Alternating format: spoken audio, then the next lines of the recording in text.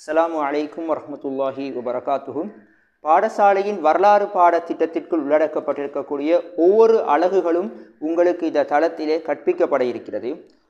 அந்த சப்ஜெக்டுகளை போகிறதுக்கு முன்னால் வரலாறு பாடத்தை பொறுத்தவரையில் நாம் அதில் ஒரு இன்ட்ரெஸ்ட் வச்சு கற்கணும். ஏன்னு சொன்னால் வரலாறு பாடத்தில் அதிகமான மாணவர்கள் சொல்லக்கூடிய ஒரு முறைப்பாடு என்னென்னா, அதில் நிறைய ஆண்டுகள் வருது, அதை எங்களால் மனப்பாடம் செய்து வச்சு கொள்ள முடியலை, அதில் நிறைய பெயர்கள் வருது, அதை எங்களால் பாடமாக்க முடியலை அப்படின்னு சொல்லி ஒரு முறைப்பாடு நிறைய மாணவர்கள் வைப்பாங்க. ஆனால் வரலாறு பாடத்தை நம்ம ஒரு இன்ட்ரெஸ்டாக கற்றோம்னு சொன்னால் அந்த ஆண்டுகளை பாடமாக்குறது, அந்த பெயர்களை பாடமாக்குறதுங்கிறது நம்மளுக்கு சிரமமாக விளங்காது. நம்ம அறியாமல் ஆட்டோமேட்டிக்காக அந்த ஆண்டுகள் எல்லாமே நம்மளுக்கு பாடமாகிடும். அது எப்படி இன்ட்ரெஸ்டாக கற்கிறது அப்படின்னு சொன்னால், வரலாறுன்னு சொன்னாலே அது ஒரு கடந்த கால நிகழ்வுகள். இப்போ கடந்த கால நிகழ்வுகளை நாம் அந்த காலத்தில் இருந்தால் எப்படி நாம் அதெல்லாம் அனுபவிச்சுப்போமோ அந்த மாதிரி அதை நாம் என்ன செய்யணும், உள்வாங்கணும். சரி, இப்போ அந்த பகுதியை நீங்கள் ஆரம்பத்தில் புரிஞ்சுக்கொள்ளுங்க. அதில் இருந்து நான் முதலாவது உங்களுக்கு என்ன செய்ய போகிறேன்னு சொன்னால், 10ஆம் ஆண்டு பாடத்தினுடைய முதலாவது 10ஆம் ஆண்டு வரலாறு பாடத்தினுடைய முதலாவது அழகை நான் உங்களுக்கு இப்போ இந்த பகுதியில் நான் உங்களுக்கு சொல்லித்தரலான்னு நினைக்கிறேன். முதலாவது பாடத்தை நீங்கள் பார்த்தீங்கன்னு சொன்னால், வரலாற்றை கற்பதற்கான மூலாதாரங்கள், இதுதான் முதலாவது பாடம்.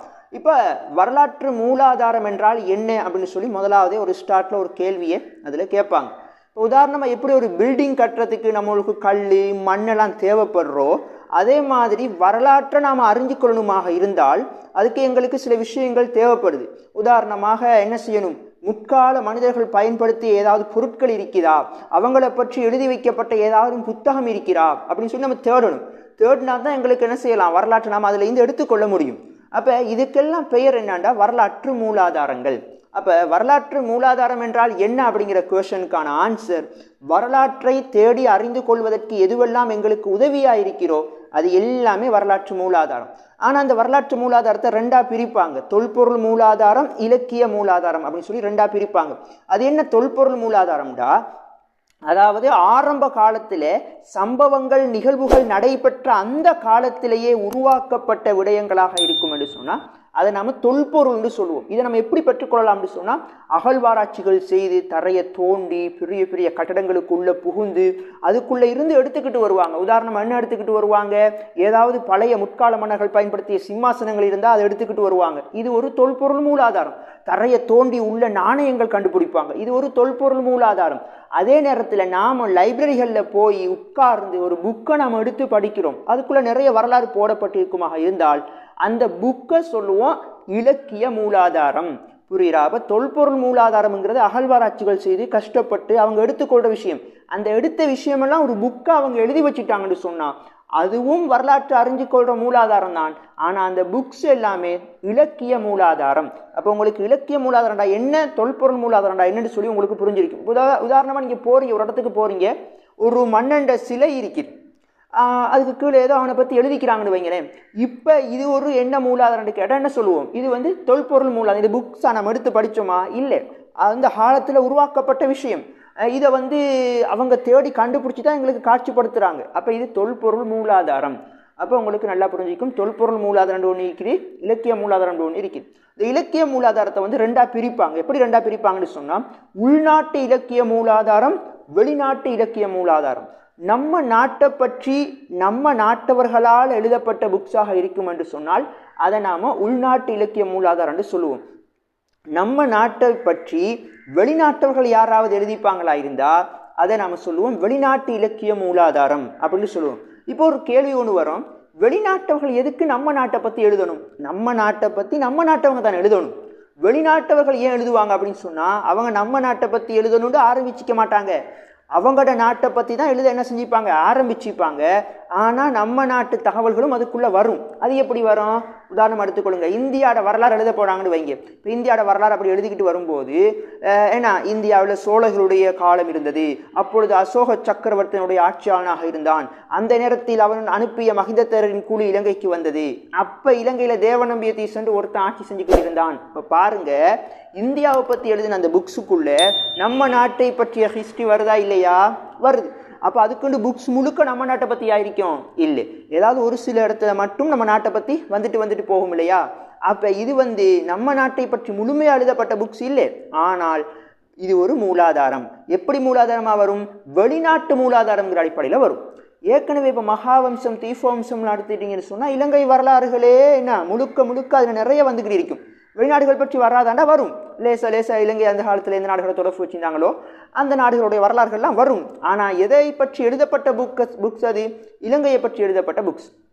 அப்போ இலங்கையை பற்றி இலங்கை நாட்டவர்கள் எழுதப்பட்ட புத்தகமாக இருந்தால் அதை உள்நாட்டு இலக்கிய மூலாதாரம் என்று சொல்லுவோம். இதே வெளிநாட்டவர்கள் நம்ம நாட்டை பற்றி எழுதியிருப்பாங்களா இருந்தால் அதை நம்ம வெளிநாட்டு மூலாதாரம் என்று சொல்லுவோம். இதில் வெளிநாட்டவர்களுக்கு எப்படி நம்ம நாட்டை பற்றி தெரியும்? வெளிநாட்டவர்களுக்கு எப்படி தெரியும்னா அவங்க நம்ம நாட்டுக்கு வந்து இருந்திருக்கலாம், நீண்ட காலம் இந்த நாட்டில் வாழ்ந்திருக்கலாம், பிறகு அவங்க போயிருக்கலாம். அப்படி தகவல் எடுத்தவங்களும் இருக்கிறாங்க. நம்ம நாட்டுக்கு வந்து தான் எடுக்கணும் இல்லை, வராமல் அவங்க மற்றவங்கள்ட்ட கேட்டு தகவல் பெற்றதும் இருக்குது. அப்போ 2 வழிகளில் அவங்களுக்கு நியூஸ் கிடைக்குது. எப்படி கிடைக்குது தகவல்?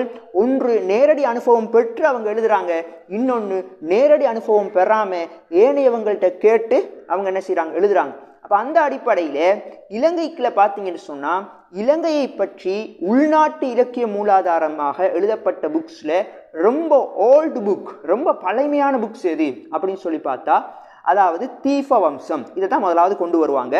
இது வந்து கிபி 4ஆம் நூற்றாண்டில் எழுதப்பட்டது. யார் எழுதினாங்கன்னு சொல்லி அது கண்டறியப்பட இல்லை. இதில் வந்து நிறைய தகவல்கள் இருந்தாலும் சில குறைபாடுகளை இந்த புக்ஸ் கொண்டிருக்குது. அதில் ஒரு குறைபாடு என்னன்னு சொன்னால் வரலாறுகள் சுருக்கமாக இருக்குது. நம்ம பெரிய வரலாறு இருக்கலான்னு தீபவம்சத்தை எடுத்துகிட்டு வந்து வாசித்து பார்த்தா ஷோர்ட்டாக முடிஞ்சிடும் வரலாறு. சிறிய அளவில் தான் வரலாறு பதியப்பட்டிருக்குது. நீண்ட வரலாறுகள் சுருக்கமாக சொல்லப்பட்டிருக்கிறது, ஒரு குறைபாடாக சொல்கிறாங்க.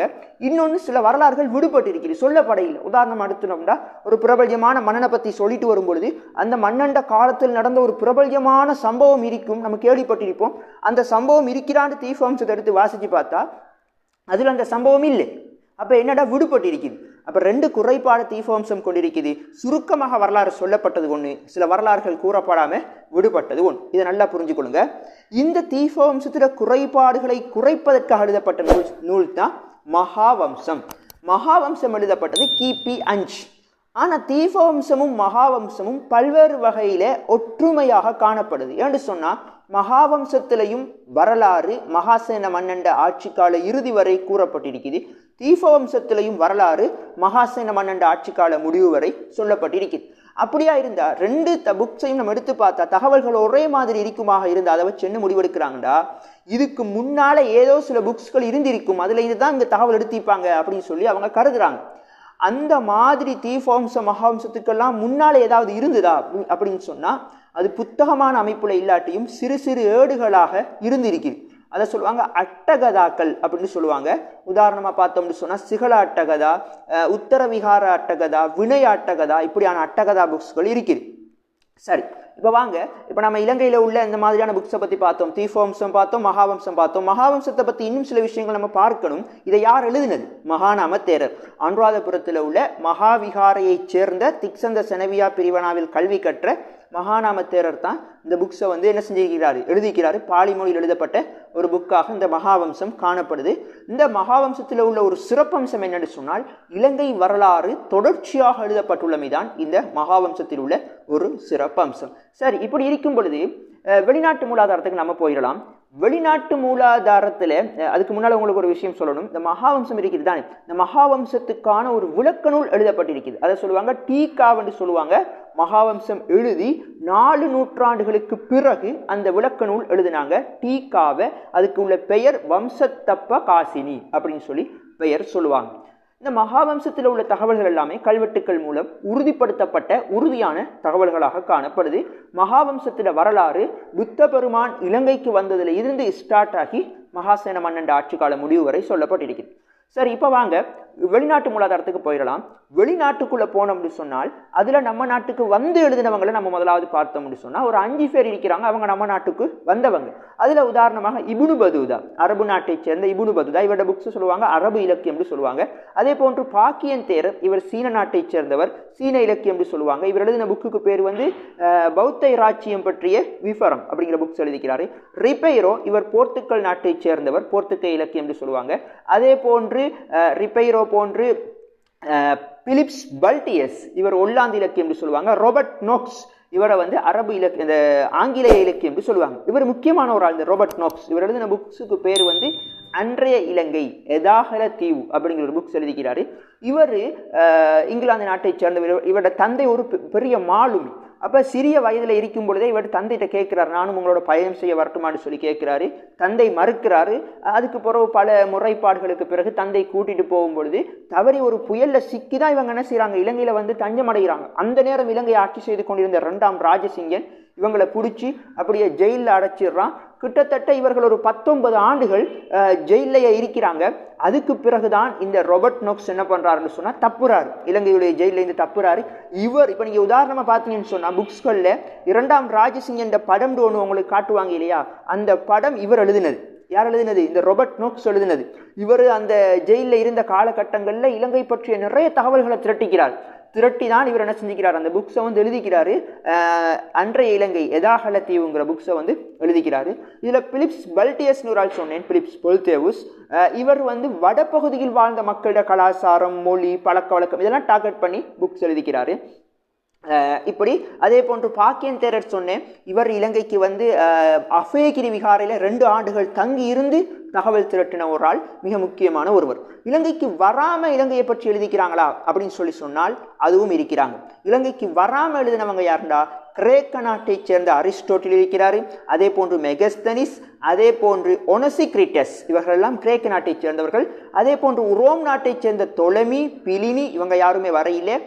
அதே மாதிரி சீன நாட்டை சேர்ந்த ஹியுங்சாங்பிக்கு இவர் வரையிலே. அதே போன்று போர்த்துக்கல் நாட்டை சேர்ந்த ஃபர்னாவோ டி குவேரோஸ் இவரும் நம்ம நாட்டுக்கு வரையிலே. ஆனால் இவங்கெல்லாம் வெளிநாட்டு இலக்கிய மூலாதாரத்துக்குள்ள நேரடி அனுபவம் பெறாமல் கேட்டு அறிந்து தகவல் பெற்று எழுதின அந்த லிஸ்ட்டுக்குள்ள வந்து இவங்க வருவாங்க. இது மிக முக்கியமானது. இதில் அரிஸ்டோட்டில் எழுதின புக் இருக்குது, டிமுண்டோ. அதே மாதிரி ஒனசிக்ரிட்டஸ் எழுதின புக்ஸ் இருக்கிறது, மெகஸ்தனிஸ் எழுதின புக்ஸ் இருக்கிறது.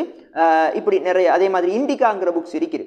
அதே போன்று தொலைமிக்கில் நீங்கள் வந்தீங்க, அதாவது ரோமுக்கில் நீங்கள் வந்தீங்கன்னு சொன்னால் தொலைமி எழுதிய பூகோள சாஸ்திர பிரவேசம்ங்கிற புக் இருக்குது. பிலினி எழுதிய நேச்சுரலிஸ்ட் ஹிஸ்டோரியாங்கிற புக்ஸ் இருக்குது. தொலைமையை மட்டும் எடுத்து உங்களுக்கு என்ன செய்வாங்கன்னா எக்ஸாமுக்கு அவரை பற்றி சில கேள்விகள் கேட்பாங்க. இவர் எந்த காலப்பகுதியில் வாழ்ந்தவர், 90 தொடக்கம் 168, கிபி 90 தொடக்கம் 168 அந்த காலப்பகுதிக்குள்ள வாழ்ந்தவர். அதே மாதிரி வந்து இவர் எந்த இனத்தை சேர்ந்தவர், உரோம இனத்தை சேர்ந்தவர். இவர் வாழ்ந்த நகரம் எது, அலெக்சாந்திரியாங்கிற நகரத்தில் வாழ்ந்தவர். இவர் இலங்கையை எவ்வாறு குறிப்பிட்டார், தப்ரபேனென இலங்கையை குறிப்பிட்டார். இது இப்போ உங்களுக்கு வந்து தொல்பொருள் மூலாதாரத்துக்குள்ள போவே இல்லை, இலக்கிய மூலாதாரத்துக்குள்ள இருந்து மாத்திரம் உங்களுக்கு தொகுக்கப்படக்கூடிய சில கேள்விகள் உங்களுக்கு சொல்லி தந்திருக்கிறேன். இதே மாதிரி இலங்கையில் நல்லா புரிஞ்சுக்கொள்ளுங்க, இராசரட்டை காலம்னு ஒரு காலம் இருக்குது. அனுராதபுரத்தில் இருந்து புலனறுவை வரைக்கும் உள்ள அந்த காலத்தை சொல்லுவாங்க. இலங்கையில தூஃப வம்சம், தாது வம்சம், போதி வம்சம், பூஜாவலிய, சத்தர்மாலங்கார, இந்த 5 புக்ஸும் இராசரட்டை கால வரலாற்றை சொல்லக்கூடிய மிக முக்கியமான புத்தகங்கள். அப்படியே தலைநகரங்கள் நீங்க பார்த்தீங்கன்னு சொன்னா வந்து கம்பளை தொடக்கம் கோட்டை வரையான அந்த காலப்பகுதியில இலங்கையுடைய தகவல்களை பெற்றுக்கொள்றதுக்காக மிக முக்கியமான 2 புக்ஸ் இருக்குது. ராஜாவளிய, நிக்காய சங்கிரஹய அப்படின்னு சொல்லுவாங்க. அதே மாதிரி கோட்டையில இருந்து கண்டி காலம் வரை வரலாற்றை சொல்லக்கூடிய புக்ஸ்கள் சொல்லி 3 வகையான புக்ஸை சொல்லுவாங்க. தூது காவியம், போர்க்காவியம், புகழ் காவியம். அதுல தூது காவியங்கள்ல மயூர சந்தேசைய, திசர சந்தேசைய, சிரலிகினி சந்தேசைய சொல்லுவாங்க. புகழ் காவியத்துல பெரகும்பா சிறுத்த அப்படிங்கிற புக் சொல்லுவாங்க. போர்க்காவியத்துல சீதாவாக்க சட்டனை, கொன்ஸ்டாந்தினு சட்டனை, இங்கிலீஷு சட்டனை அப்படிங்கிற சட்டனண்டு வரக்கூடிய புக்ஸ்களோட பேர் சொல்லுவாங்க. இது எல்லாமே இலக்கிய மூலாதாரம் சம்பந்தமான கேள்விகள். இலக்கிய மூலாதாரங்களை கற்கும் பொழுது 4 வகையான விடயங்கள் நம்ம கட்டாயம் டார்கெட் பண்ணணும், கவனம் செலுத்தணும். நூலாசிரியர், நூல் எழுதப்பட்ட காலம், தகவல் திரட்டப்பட்ட விதம், நூல் எழுதப்பட்ட நோக்கம். இந்த 4 விஷயமும் நம்ம கட்டாயம் பார்க்கணும். எவ்வாறான சிந்தனையை கொண்டு நாங்கள் இலக்கிய மூலாதாரங்களை அணுக வேண்டும் அப்படின்னு கேட்டால் தர்க்க ரீதியான சிந்தனையை கொண்டு நாங்கள் இலக்கிய மூலாதாரங்களை அணுகணும். அப்போ இது வந்து உங்களுக்கு போதுமான தகவல்களாக இருக்கும். இலக்கிய மூலாதாரம் 10ஆம் ஆண்டு பாடத்தில் 1வது அலகுல உள்ள ஒரு பகுதியை நம்ம பார்த்திருக்கிறோம், இலக்கிய மூலாதாரங்கள். அதில் உள்ள கேள்விகள் லாஸ்ட்டாக ஒன்று சொல்லிடுறேன். இலக்கிய மூலாதாரத்தை கற்பனைப்படும் பயன்கள் சொல்லி உங்களுக்கு கட்டாயம் ஒரு கேள்வி கேட்பாங்க. வரலாற்றை கால ஒழுங்கில் அறிந்து கொள்ளலாம். ஒரு நூலில் கூறப்பட்டுள்ள செய்திகளை மற்ற நூலின் மூலம் உறுதிப்படுத்திக் கொள்ள முடியும். ஒரு நாட்டின் வெளிநாட்டு உறவுகள் பற்றி அறிந்து கொள்ள முடியும். பல்வேறு காலகட்ட கலாச்சார சமூக செயற்பாடுகள் பற்றி அறிந்து கொள்ள முடியும். இது இலக்கிய மூலாதாரத்தால் கிடைக்கிற பயன்கள். இப்போ நம்ம யோசிக்கலாம், சும்மா வரலாற்று முற்கால மன்னர்களை பற்றி அறியலாம், முற்கால விடயங்கள் அறியலாம், எப்படி கொடுக்கலாமாண்டு. அப்படி இல்லை, இலக்கிய மூலாதாரங்கள் கேட்டால் இந்த 4 விஷயத்தையும் நீங்கள் டார்கெட் பண்ணி இதில் 3யோ 2யோ விளக்கப்படுத்த சொல்லி கேட்பாங்க. அதை நம்ம விளக்கமாக எழுதணும். சரி, அது எப்படி இந்த விளக்க கேள்விகள் எழுதுறது, எப்படி விளக்கமாக எழுதுறதுங்கிற விஷயமெல்லாம் நான் உங்களுக்கு வரக்கூடிய பதிவுகளில் தொடர்ச்சியாக வரக்கூடிய பதிவுகளை நான் உங்களுக்கு தர இருக்கிறேன். இதனுடைய மீதியை அடுத்தடுத்து வரக்கூடிய பதிவுகளை நான் இன்ஷா அல்லாஹ் பதிவிட இருக்கிறேன். இது உங்களுக்கு பயனளிக்கும் என்று சொன்னால் இதிலே இருந்து நீங்கள் பெறக்கூடிய பயனை ஏனையவர்களுக்கும் பகிர்ந்து கொள்ளுங்கள். எனவே இதை தொடர்ச்சியாக நீங்கள் இணைந்திருங்கள். இன்னும் பல விடயங்களை நாங்கள் பார்க்க இருக்கிறோம்.